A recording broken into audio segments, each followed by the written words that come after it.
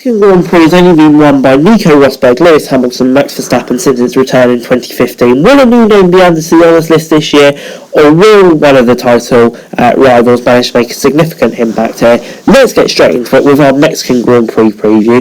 In 1962, a Mexican Grand Prix was organised for the first time in the public park Magdalena Sports City, a circuit that was built for F1 and became an official race in 1963. In 1962, an unofficial race, the race was won by Jim Clark for Lotus. Clark would win again in Mexico in 63-67, making him the record holder with 3 wins. The first one, however, didn't count for the official statistics. The Mexican Grand Prix is on the calendar until 1970, after which the Mexican would have to wait until 86 for another race. That was Gerhard Berger, one for Benetton. Between 1986 and 1992, however, it is Nigel Mansell and Alain Prost who shone with 2 victories. After the last GP in 92, one had a long wait, but with Sergio Perez in F1, the sport started to boom again. So in 2015, F1 returned, had 5 editions since then. Hamilton and Verstappen joined the likes of Clark, Mansell and Prost by winning twice each. While the first Mexican Grand Prix, the unofficial one, was held at the Magdalena Mexican circuit, the same circuit was renamed the Autodromo Hermanos Rodriguez in 63. The racetrack of the Rodriguez brothers, Pedro and Ricardo, were until their best Mexican drivers. Ricardo was even at the youngest Ferrari driver ever at 19 years and 208 days. However, he was tragically killed in 1962 during the Mexican Grand Prix. Ricardo had been driving for Ferrari until that time, but the Italian team did not want to participate in the unofficial Mexico event. Pedro signed a contract for Rob Walker's Lotus team, but was killed in a crash at the Premier Island corner during the first practice session. The Mexican was 20 years of age. His older brother Pedro remained active as a driver, but after 55 F1 races, he was too killed in a car. He was racing for Ferrari during an inter-series sports car race at the Nürburgring, where, according to photographers, his front right tyre had been detached. On the 12th lap, the tyre was completely came off and Rodriguez flew into the wall and his car caught fire and died shortly after. The track itself has hardly changed over the years. The Peralta corner where Rodriguez died has been replaced with a stadium section with many slow corners, but otherwise the track has remained intact with a long straight and a fast first corner. The second sector has some high-speed corner where handling is essential. In 2021, Formula 1 will have changed dramatically compared to recent years. After years of dominance by Mercedes, Red Bull has managed to close the gap. This makes the championship very exciting. Max Verstappen leads by 12 points, but despite Mercedes having a 23-point lead in the constructors.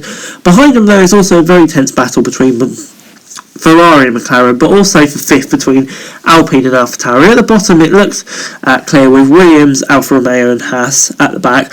According to the weather, we can expect stable weather conditions this weekend, where it will be about 22 and 23 degrees, and the chance of rain will not exceed 10% during the weekend. Also, not much wind is expected, but there's not expected to be much cloud either. Ahead of the Mexican Grand Prix, everything points in favour of Red Bull and Max Verstappen. Red Bull managed to get a good result here many times between 2015 and 2019 while not having as competitive a car. That is the case this year, so who knows what is possible now. The track suits the RB16B perfectly. A lot of grip is needed from the car through the tricky second and third sectors. That is where the RB16B excels, but so does Verstappen. He already won twice here, and it's not for nothing. The circuit is also 2,286 metres above sea level. The thin air at this altitude means Mercedes performs less and Honda performs better. Verstappen is the favourite, but Mercedes and Lewis Hamilton will be looking for their chances. Mercedes made a mistake in America which allowed Red Bull to strike. The same could happen the other way around. Besides that, Hamilton is also very skilled on the circuit. He's already won twice here, just like Verstappen. Besides Red Bull and Mercedes, there is also Ferrari to consider. The Italian team also took part in Monaco and Azerbaijan and could also be in contention for the trophy in Mexico. Grip is important here, and with the new engine Charles Leclerc and Carlos Sainz have, maybe they could be aiming for a podium or a W. In the paddock on Thursday, there were several news stories, including Andretti, where it starts a few weeks ago, they won't be buying out Sauber. Interesting one, because it looked like they're going to go through, but it's a shame that it's not going through. We'd really love to see Colton Herta on the grid. And then, you just got the usual Thursday talk. Perez, would he let Verstappen pass? Seems to be a major talking point. Personally, I don't really buy into that, considering Perez has been close to Verstappen all season.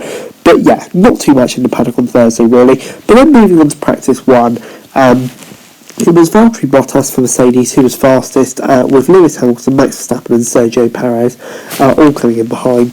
Apparently Mercedes did have their engine turns slightly up compared to Red Bull here, which would explain why they were slightly faster. There was two major incidents, Leclerc and Perez both hitting the wall coming out of the stadium section with their rear wings, wiping them out for both about half an hour, except for that fairly innocuous session. Moving on then to practice 2, and it was the Red Bull and Max Verstappen who was 4 tenths faster than Valtteri Bottas, and Lewis Hamilton and Perez coming up behind them. The race pace as well, Red Bull also looked very strong, and they do look pretty ominous this weekend.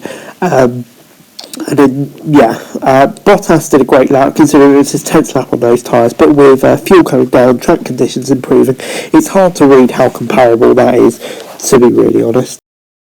Before I go, here's my prediction for this weekend. I'm going to mix it up, and for pole I'm going to say a surprise. I'm going to say Charles Leclerc on pole. I've just got a really good feeling about Ferrari this weekend, but I do think Max Verstappen will have more pace in the race and get the win, with Leclerc in second and Perez in third. Wouldn't it be great to see Perez on that podium? One of the best podiums of the year, but I think Mercedes will struggle this weekend. This circuit really hasn't suited them, even in their dominant era, so I think it'll be tough for them this weekend, but who knows, 2021 is full of surprises. But anyway guys, that's it for the video. Thanks very much for watching. Remember to like, share, subscribe. Let me know your thoughts, comments down below. For your assistance, link to Twitch for daily F1 news. Subscribe to the channel and subscribe right now. They would be greatly appreciated. Thanks very much for watching. Peace.